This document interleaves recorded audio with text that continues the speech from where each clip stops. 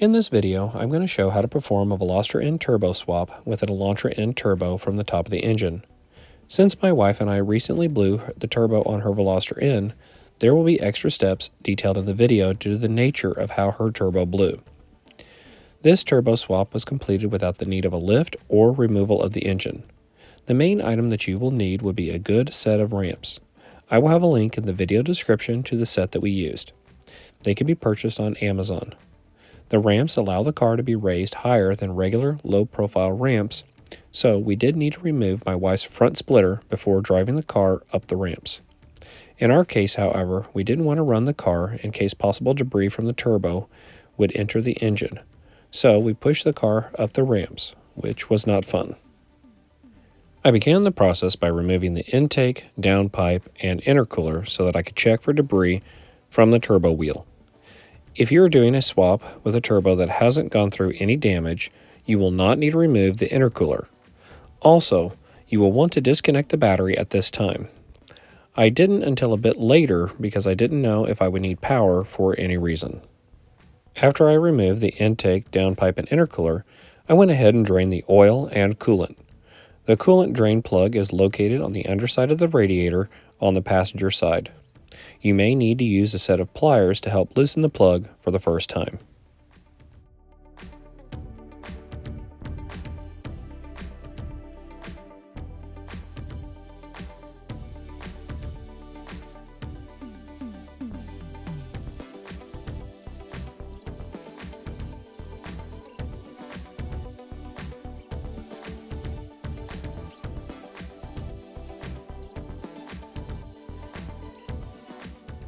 Upon inspecting the initial items I removed, I found a large amount of debris in the intake filter and hot side of the intercooler. I could clean out both and reinstall them, but I went ahead and purchased a new intercooler and filter, just in case a piece of metal didn't get cleaned out of either item. I didn't want to chance the metal being sucked back into the engine and causing damage to the new turbo and/or engine. Since the process requires removal of the turbo from the top of the engine bay, everything that may make this process harder needs to be removed. The first obstacle that I ran into was the front heat shield. This heat shield is held into place with three 10mm screws, one on top of the turbo and two on the exhaust manifold. Two of the three are easy to remove, but one is located under the engine and not able to be accessed easily. Due to the difficulty of the third bolt, I went ahead and left it at this time and moved on to removing the plastic cowl piece. This piece doesn't extend very far into the engine bay, but I wanted as much room as possible for the old and new turbos to pass between the engine and firewall. To remove the cowl, pull up on the rubber seal. Using a plastic trim tool, pop off the two strut tower covers. I did this to reduce the risk of these pieces falling off and getting damaged during removal. Using a trim tool, remove the plastic clips around the front of the cowl. The clips have a center pin that must be pushed in before you can remove the clip.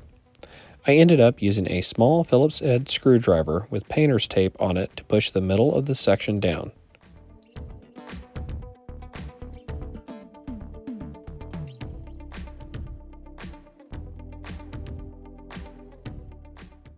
Pop off the two side covers next to the windshield and unplug the windshield washer tube.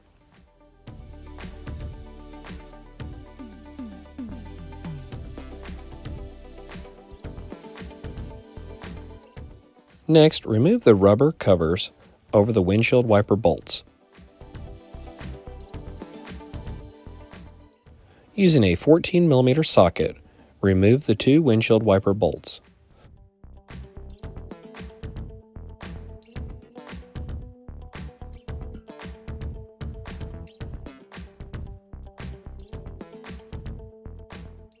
Pull up on the wipers to remove them from the car.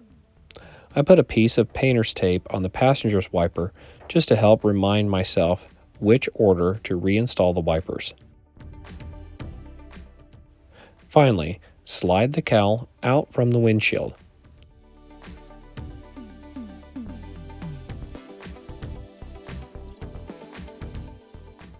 I put the nuts back onto the wiper post so that I would not lose them.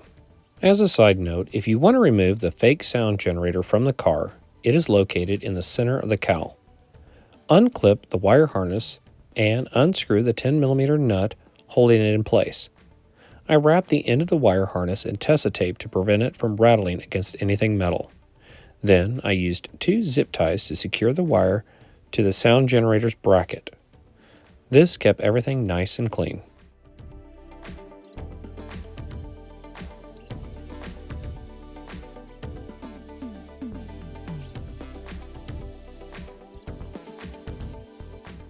After removing the cowl, I began removing the firewall heat shield. There are 4 10mm nuts holding the heat shield in place. 2 nuts are located at the top of the heat shield. One is on the lower left-hand side, and one is further down in the engine bay by the lower right-hand side. For the nut located on the left side, I had to use a swivel socket to loosen the nut. Once the nut had been removed, I used a metal trim tool to push the heat shield off the bolt. You can also use a flathead screwdriver if you don't have a metal trim tool. For the nut located on the lower right side, I had to use an extension and swivel socket to reach it. Once the nuts have been removed, slide the heat shield out from the passenger side of the car. I found removing this piece really helped to open up the engine bay.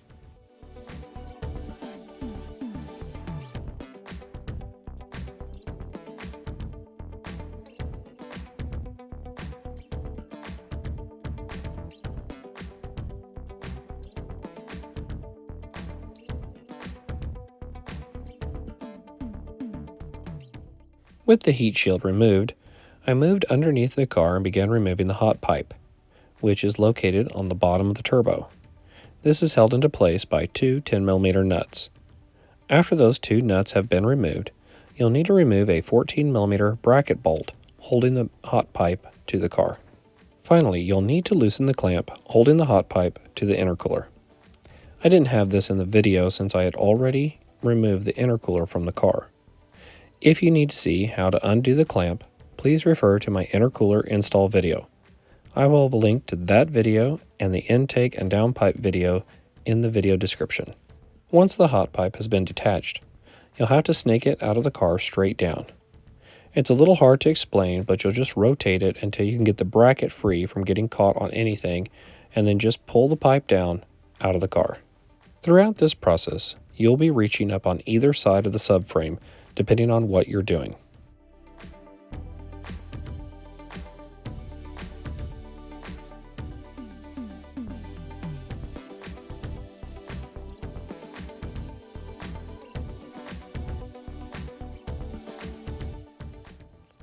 Now that the hot pipe is out of the way, you'll have a good view of the turbo and turbo lines.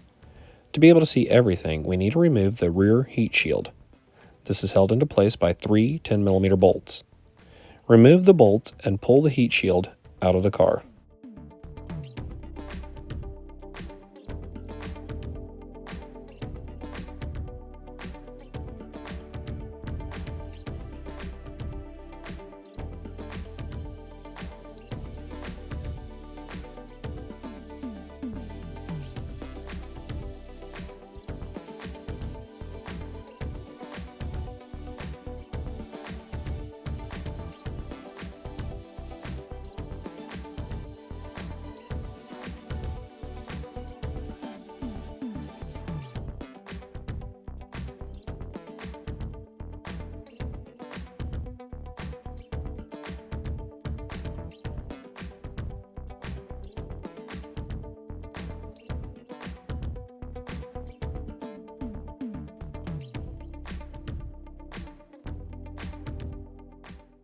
I found I didn't need power to the car, so I removed the battery at this point of the install process.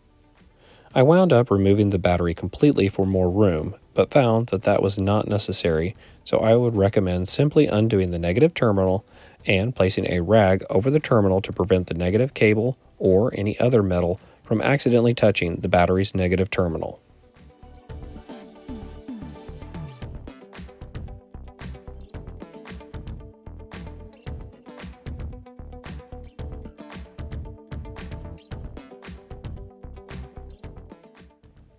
Now that the power was off, I was ready to remove the high-pressure fuel pump.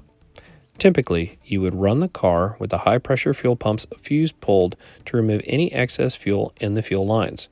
But I was unable to do this since I didn't want to run the car and cause possible damage to the vehicle. Also, at this point, I had the downpipe and other critical parts removed from the car. Instead, I placed a towel around the pump to catch any fuel and began the removal process. I unplugged the fuel pump's wire harness, unscrewed the main fuel line, and detached the secondary fuel line. Finally, I unscrewed the two 10mm bolts holding the fuel pump in place and pulled the pump up out of the car. You may need to wiggle the pump to remove it. To my surprise, I had very little fuel come out of the fuel lines. To help prevent any fuel from dripping into the engine, my wife suggested placing Ziploc bags over the lines and zip tying them together so that they would stay in place. This suggestion worked very well.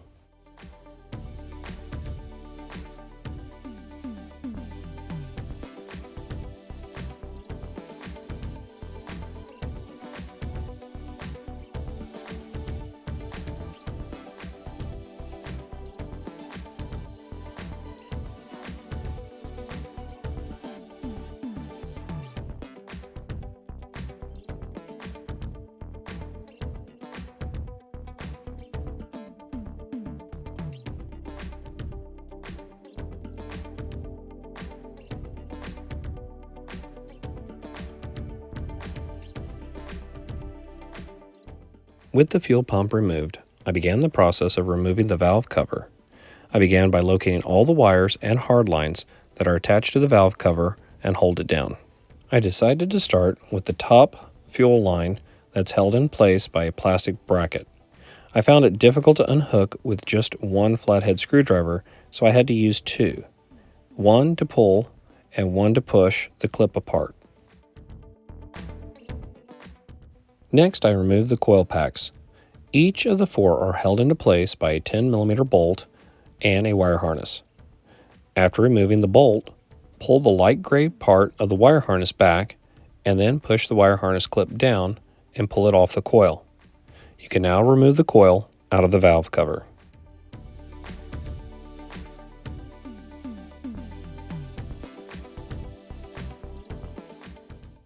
I removed the 10mm bolts holding the hard fuel line to the right side of the engine to allow for a bit of flexibility when taking the valve cover off, because the fuel line is very close to the top of the valve cover. This resulted in a bit of flexibility, but not a lot.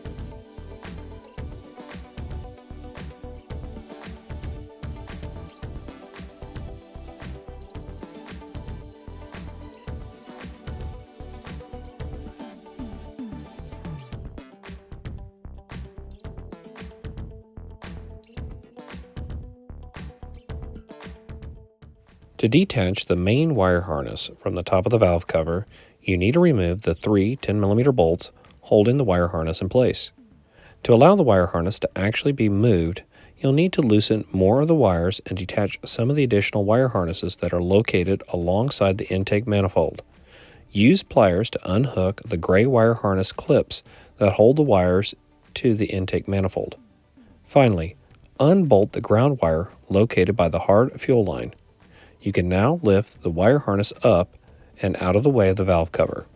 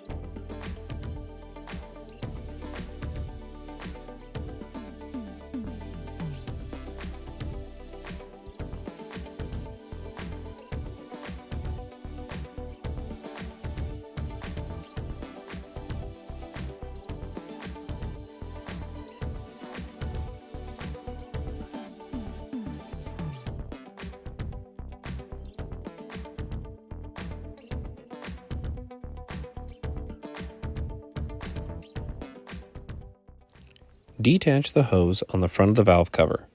You may need to use a small trim tool to help loosen the hose from around the valve cover tube.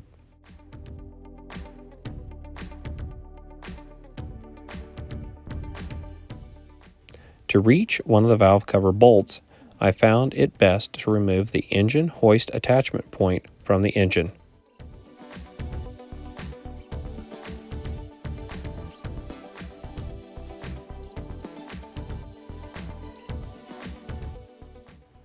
After it had been removed, you can begin unbolting the valve cover. These bolts are not torqued on tightly, so they are easy to remove. After all the bolts have been removed, you will need to gently pry around the valve cover to get the gasket to release.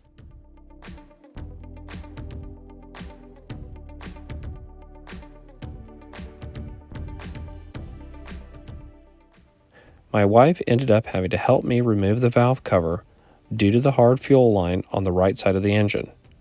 She gently pulled the fuel line up as I removed the valve cover up and over the high-pressure fuel pump mount. Since we were not going to be able to complete this job the same day, we covered the top of the engine with a towel to prevent debris from falling into the top of the engine. With the valve cover off, I verified I could not get to the last bolt for the front heat shield. I didn't want to try to get it off with the turbo, so I simply cut it with metal shears and removed it from the car.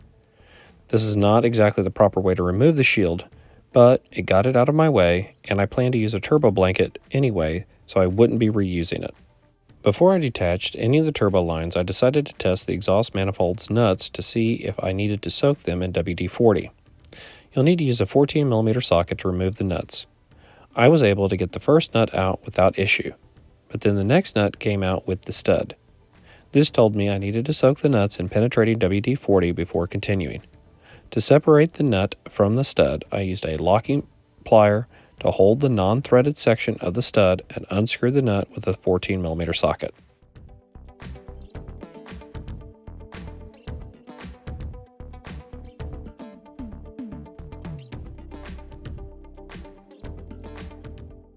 While the manifold's nuts were soaking in WD-40, I began to detach the water hard line from the rubber hose it's attached to.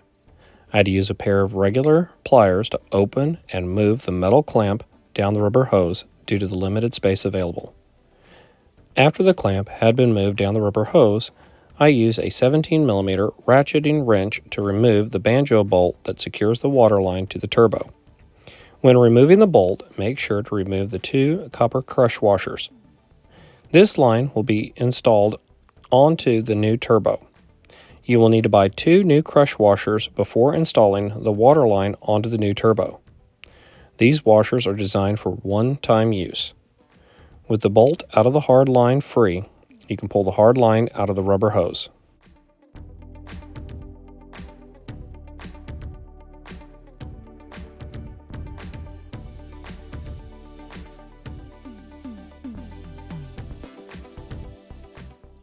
I then removed the oil feed line located on the top of the turbo. You'll need a short 17mm socket to remove the banjo bolt. This bolt has 2 crush washers like the water banjo bolt.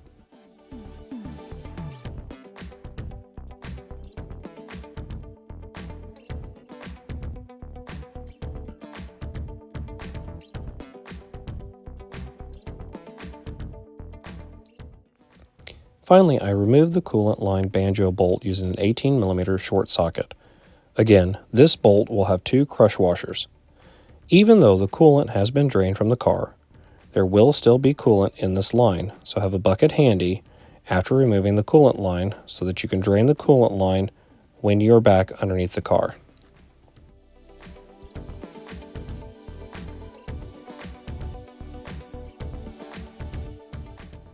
Speaking of being back underneath the car, you need to go back underneath the car to unhook the final line connected to the turbo. This is the oil return line. It's located on the bottom of the turbo and held into place by 2 10mm bolts. Unscrew both of the bolts. I will show how to remove this line completely from the car later in this video if you need or want to do so.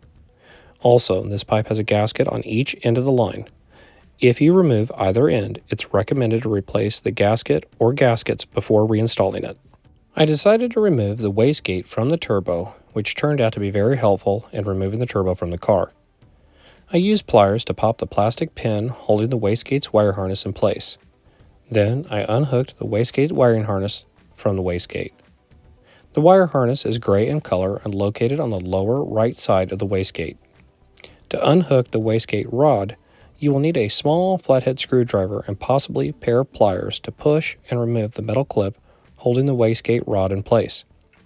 After the clip has been removed, lift the rod up and remove the small washer under the rod. Next, unscrew the three 10mm bolts holding the wastegate to the turbo and remove the wastegate from the car.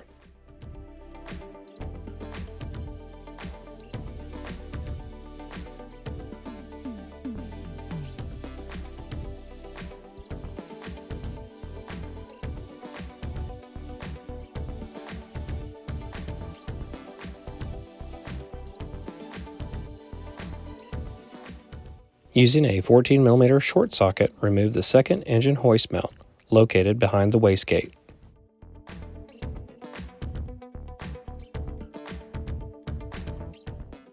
You don't have to remove the oil return line from the car completely, unless you want to do so to ensure you don't damage it when installing the new turbo, or if you encounter catastrophic failure like we did and want to clean or replace the line. Like I stated earlier, if you remove this line, you need a gasket for both ends.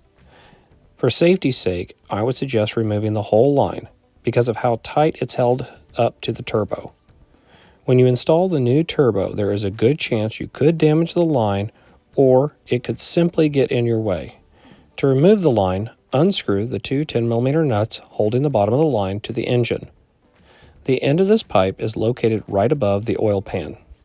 At this point, the exhaust manifold nuts should be good and soaked. Go ahead and remove all the nuts on the bottom of the manifold. Then, remove all but two on the top. If a stud comes out with the nut, don't worry, you can reinstall the stud before installing the new turbo. Just remove the nut from the stud like I showed earlier in the video. With the nuts all removed except two, we can finally remove the VN turbo from the car. I would highly recommend having a second person to help with the turbo removal. We also cut a piece of cardboard to place over the top of the engine to protect it from damage. While one person holds the turbo, the second person can remove the two remaining top nuts. After all the nuts have been removed, you can remove the turbo by going out of the passenger side of the car. Please follow the way I remove the turbo in the video. You will turn the turbo on its side to get it out of the car.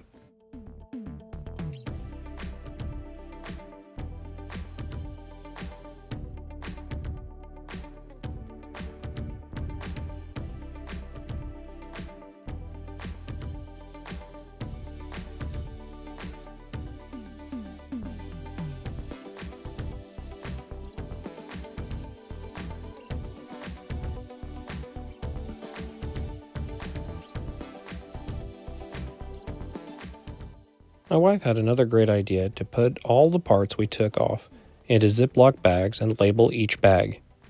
This helped immensely when putting everything back together.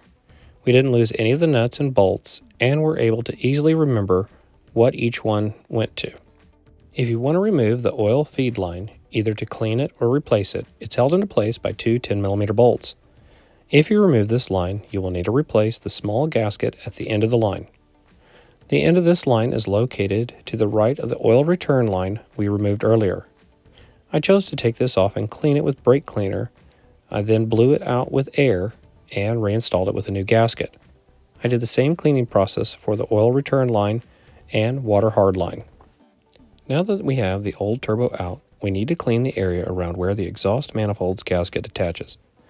Spray brake cleaner on a lint-free towel or paper towel to clean off the engine. Next, reinstall any of the studs that came out with the nut. I would suggest placing the new gasket onto the engine to show where the studs go, since there are extra holes that you can accidentally screw the studs into incorrectly. The shiny side of the gasket goes against the engine. With the gasket in place, Screw the studs into the correct holes that are missing a stud.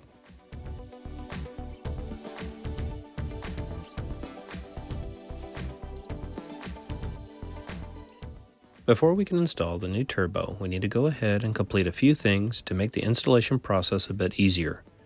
First off, if you're running an aftermarket intake with a turbo inlet, like we are, you can go ahead and install the turbo inlet now. If you're not, you can skip this step.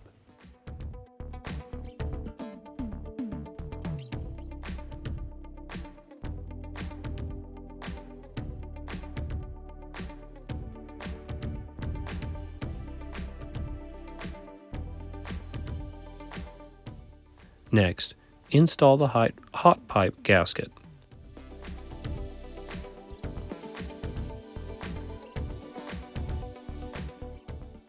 Then, install the downpipe studs.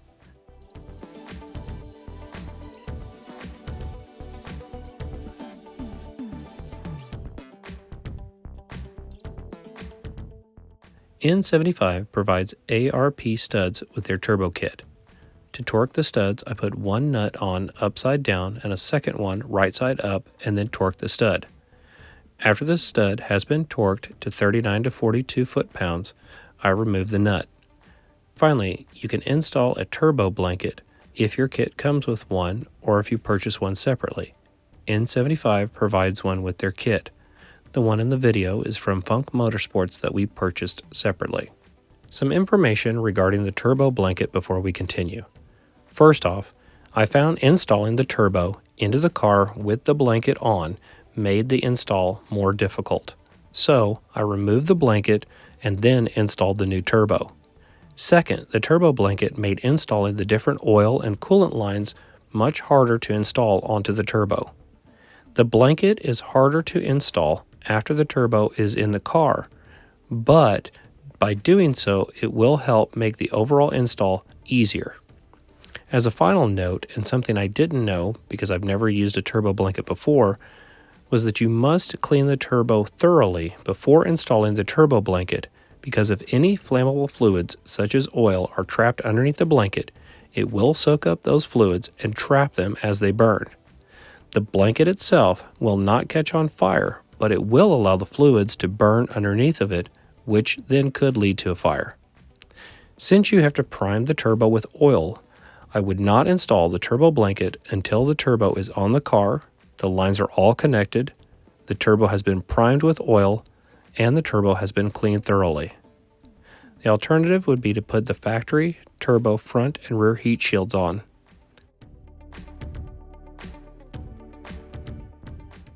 I installed a couple of small items before installing the new turbo. One was the engine hoist mount, and the second was the coolant hardline.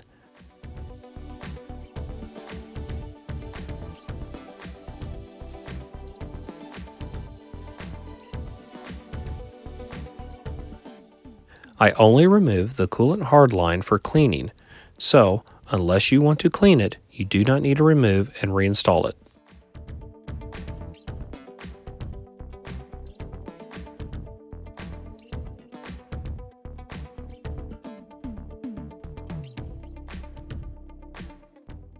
Now time to install the new Elantra N turbo. And again, I would recommend having a second person to help install this new turbo. I initially tried to install the turbo with the wastegate attached, but found that this hindered my ability to maneuver the new turbo into place. I ended up removing the wastegate off of the Elantra turbo. This made fitting the new turbo into the engine bay much easier. To get the new turbo into the engine, I began by putting the hot pipe port located on the bottom of the turbo in first. Then I turned the turbo on its side towards the passenger side of the car. I then turned the turbo down and finally positioned it onto the studs. The second person comes in when you get the turbo on to the studs. Have that person screw in a couple of the nuts to hold the turbo to the engine. This will allow the turbo to stay in place while you're able to let go.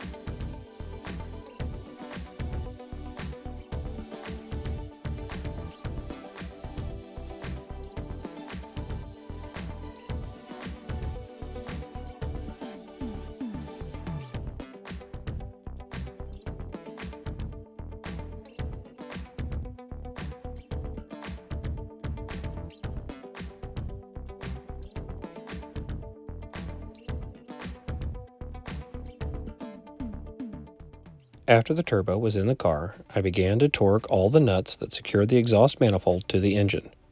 There's a specific order in which to tighten all the nuts.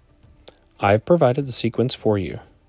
Also, each nut needs to be torqued to 36.2 to 39.7 pound-feet.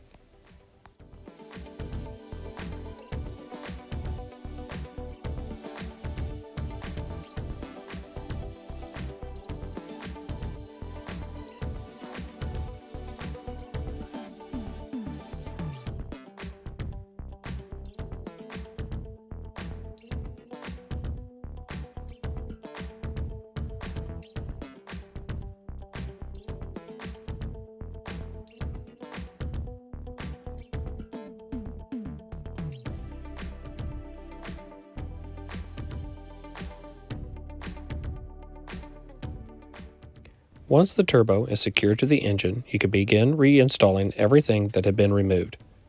I began by reinstalling the firewall heat shield. The shield is held into place by four 10mm nuts.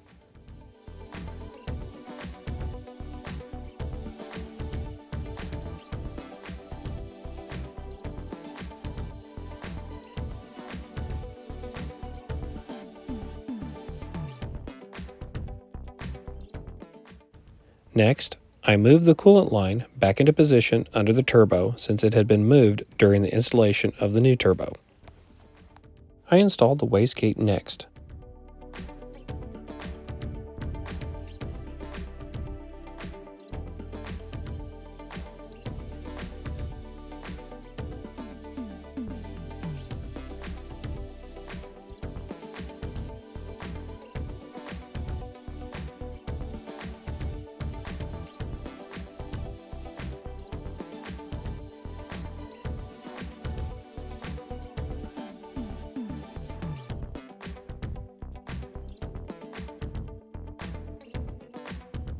But if you're going to install a turbo blanket, I would suggest holding off installing the wastegate rod until after the turbo blanket.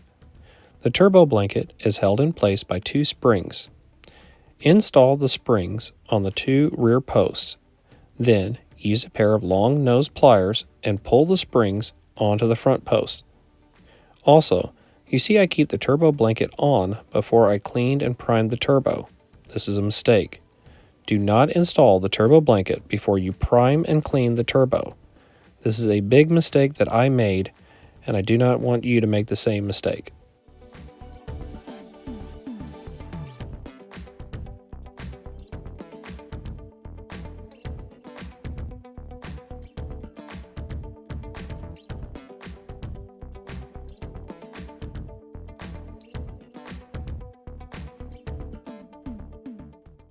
If I had had all the parts that I needed at the time, and were completing this install over a weekend and not over several weeks, I would have primed the turbo with oil, installed the lines that connect to the center section of the turbo, cleaned the turbo, installed the turbo blanket, and connected the wastegate rod.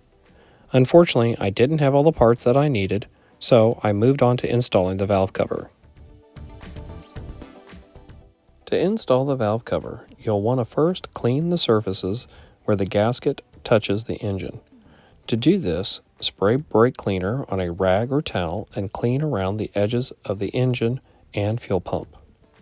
Make sure to clean around the spark plug ports in the center of the engine.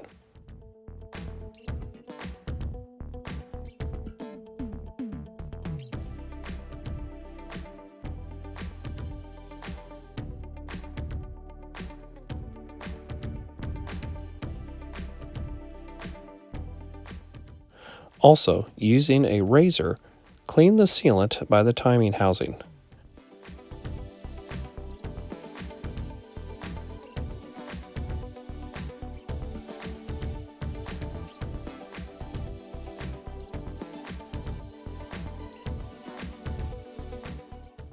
After the engine has been cleaned, insert both of the new gaskets.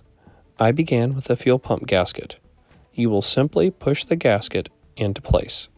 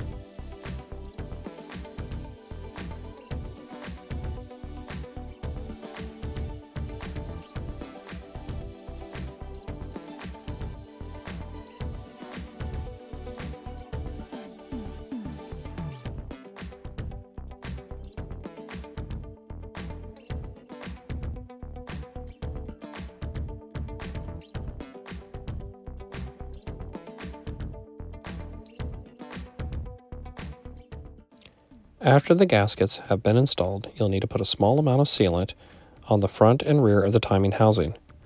You can purchase the sealant at your local hardware store or on Amazon. I will have a link in the video description to the product.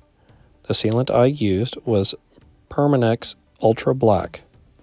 You do not need a lot of this product on the engine.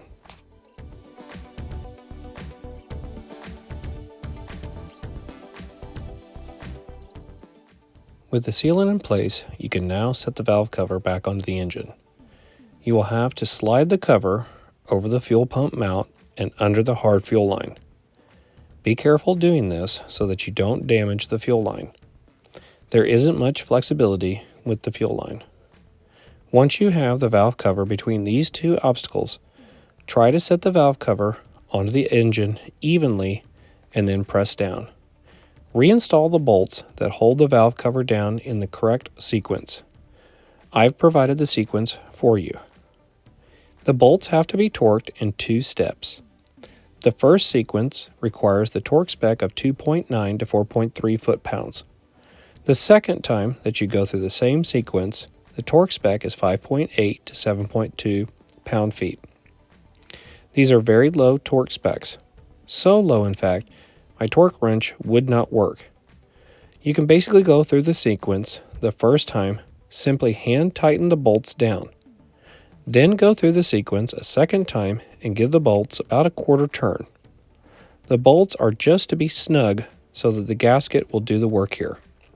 Reinstall the coil packs with their 10mm bolt and wire harness. Don't forget to lock the wire harness by pressing the gray locking tab.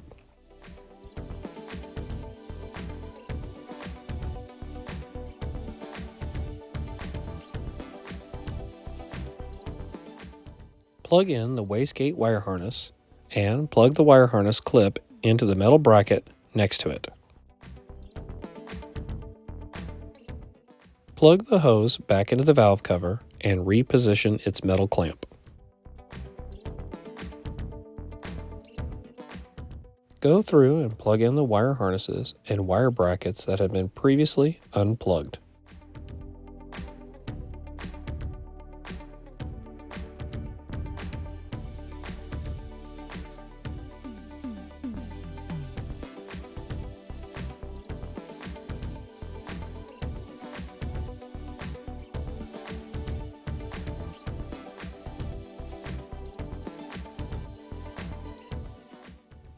Reinstall the bolts for the hard fuel line on the right side of the engine.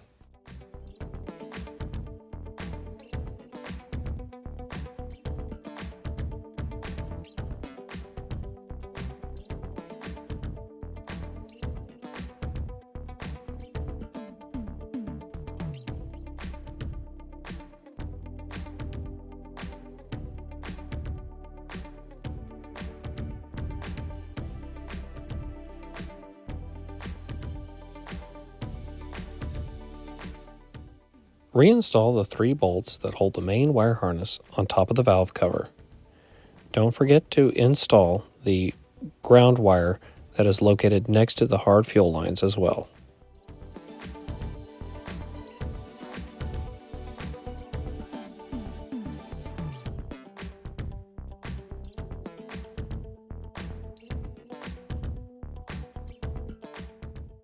Install the front engine hoist mount.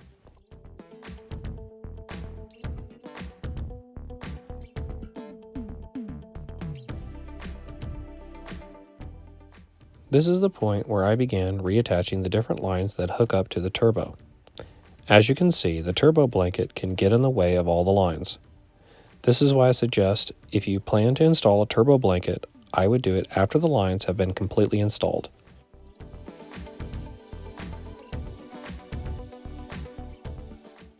The first line I installed was the bottom oil return line. I purchased new gaskets for this line.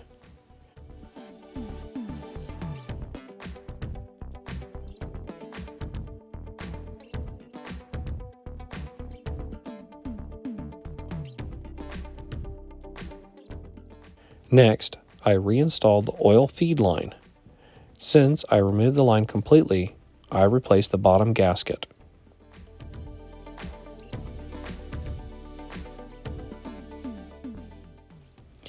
At the top of the engine, I installed the banjo bolt for the coolant line. You will need to install 2 new copper washers. I purchased these at my local Hyundai dealership. They have a round side and a flat side. I tried my best to determine which side is which. The flat side should go up against the bolt, and the curved side, or side to be crushed, should go towards the turbo.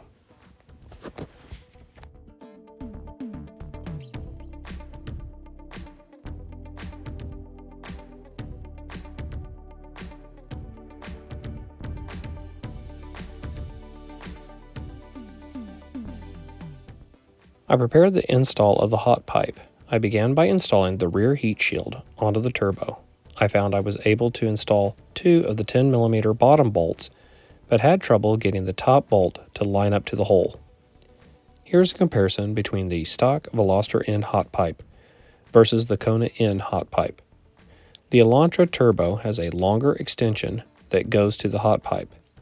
This is why a new hot pipe is required for this install. A Kona N hot pipe is provided with N75's turbo kit. The Kona N hot pipe is shorter than the Veloster hot pipe, which solves the issue with the differences in the turbo's design. Place the hot pipe's gasket onto the turbo before installing the hot pipe. Something to note, the new turbo does not come with the M6 studs, so you'll need to either purchase 2 new studs or swap the studs from the Veloster turbo onto the new Elantra turbo.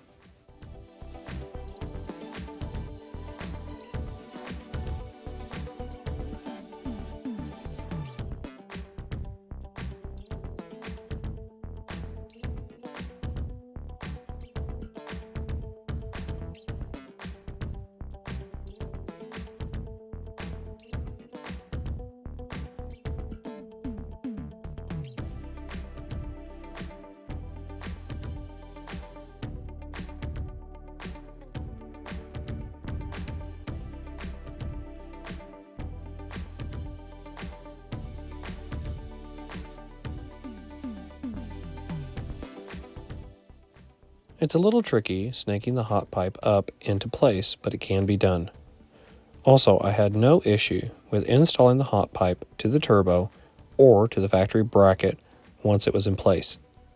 I didn't have to do anything special to get the Kona N hot pipe to fit into the Veloster's location.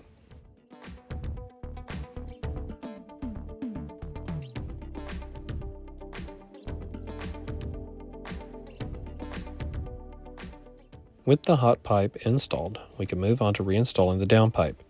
I'm not going to go through the entire process since I've already have a detailed video, but I do want to point out 2 things. 1, as you can see in the video, installing the gasket with the turbo blanket on is just a little tricky. Make sure you're wearing gloves when maneuvering the turbo blanket, as the seams can be very sharp. And 2, you will reinstall the factory heat shield onto the downpipe. The torque spec for the downpipe nuts is 36.2 to 39.7 pound-feet.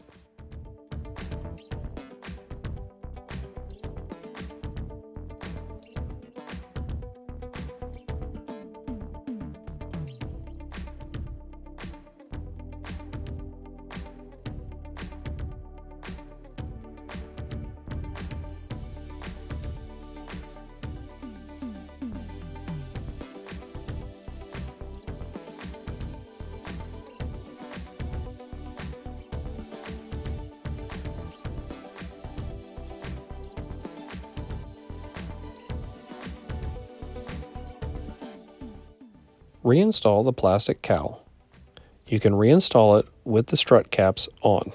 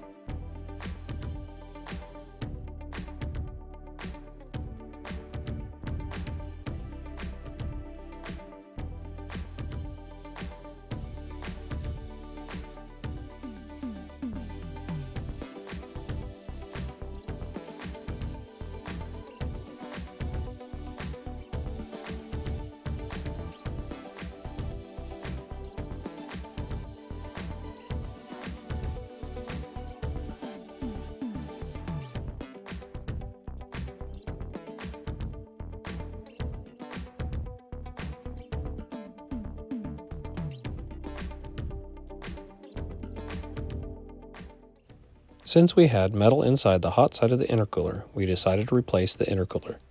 This time we chose to purchase a forged intercooler due to its design and availability.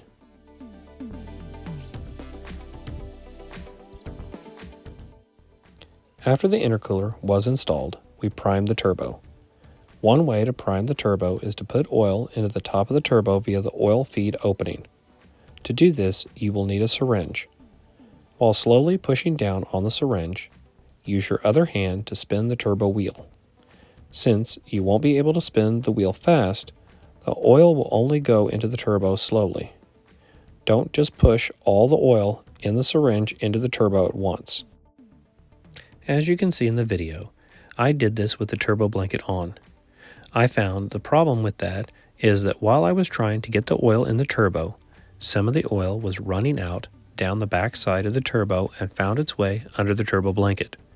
This prevented me from cleaning the oil off the turbo properly and ultimately resulted in the oil underneath the blanket burning. This didn't damage the car or the turbo because when we tested the car, we only drove it a short distance and didn't get on it hard. When we pulled into the garage and lifted the hood, a large amount of smoke was coming out from underneath the blanket. We immediately turned the car off. Again, the car wasn't damaged, but the blanket was ruined.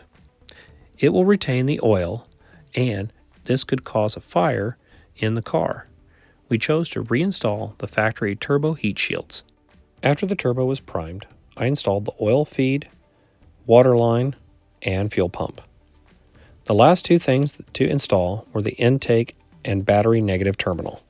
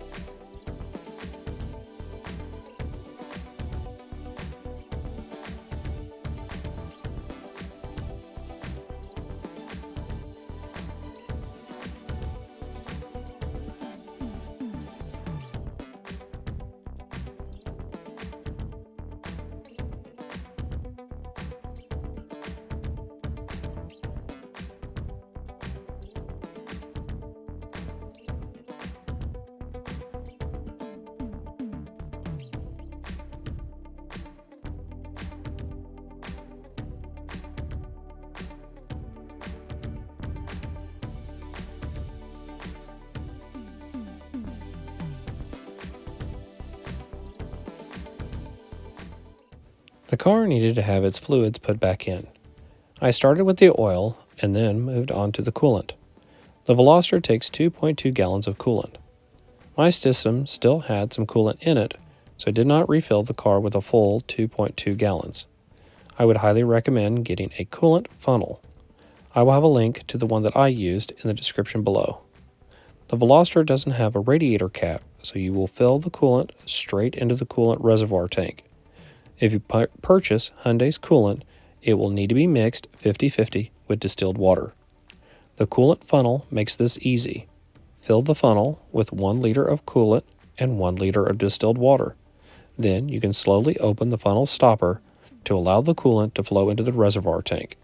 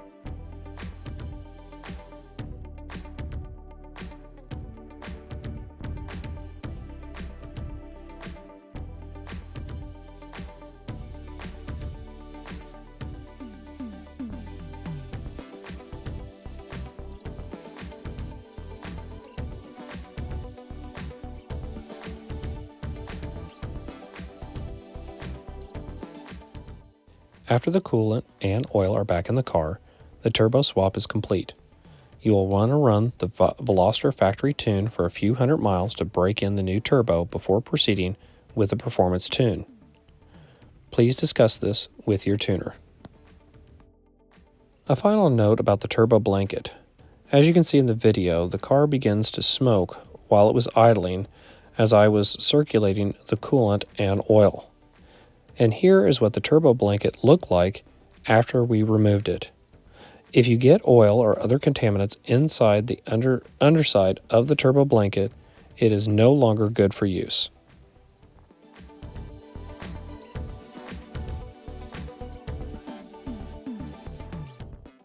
I want to give a huge shout out to my wife. Without her help, support, and encouragement, I would not have been able to make it through this project. This is a big project and lengthy video, which is why it's taken me so long to get the video out. If I've missed anything or you have any questions, please feel free to ask. I read all the comments and emails and try to respond as quickly as I can. If you message me directly, sometimes I don't see them, so comments or emails are the best. Thank you for watching. Please like, share, and subscribe for more content.